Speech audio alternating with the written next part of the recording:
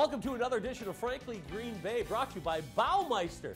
Today, it's her third time on my show. I know, she's fantastic. She's the director of the Green Bay Film Festival, Cyndee Sweetland.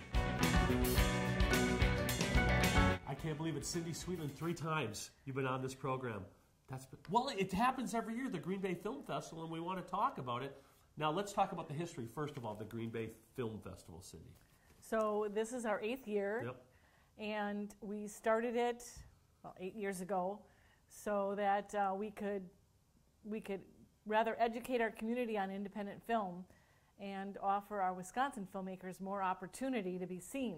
Let's talk about different categories of films that are involved in the Green Bay Film Festival. Can you tell me those? Yeah, the most popular is our short films, and Okay.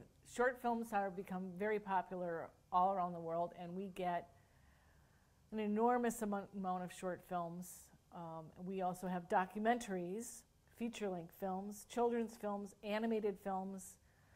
Do you get foreign films? Foreign films too? Oh, yes. Oh, really? In all of those categories. Oh, in all of the categories. Yes, foreign films in all of the categories. Now, you got a cool thing going on because, first of all, when is the film festival? Let's talk about that first Well, of the film festival, this is part of its history, has expanded. So about 3 years ago, we added a new segment of the film festival called Films Around Town. Yes. Which we call FAT.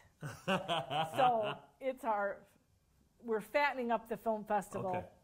The idea is that we would do a film once a week in a different community around town. So every week, every year. I mean, every week, every month, we can go see a film. Every week for 6 weeks. For 6 weeks. Okay, right. Now I got that. Okay. And maybe that'll get expanded as we grow. But it's for 6 weeks from January through February until we hit the first weekend of March, where we have our big blowout of films. 94 films in over a weekend at St. Norbert College. And the first film is January 31st at the Norbertine Center, correct? Right. So and get this, because it's at the Norbertine Center, I love this title. The Nuns, Priests, and the Bombs. Right. The Nun, the Priests. The Nun, the Priests, and the Bombs. Okay. And how can they get tickets for that event?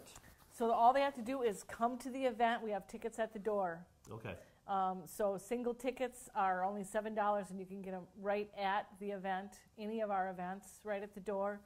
But if you're an avid theater or moviegoer and you want to get a better deal, we have day passes for the weekend on Saturday and Sunday for only $20. Or if you want to see everything and support the festival, we have our gold passes for $75. $75, you can see like 70 or 90 films, I've heard. You got a local filmmaker that's got a pretty cool little film. Or talk about that a little bit. So we have a number, actually, there's quite a number of Wisconsin filmmakers who are associated with this film.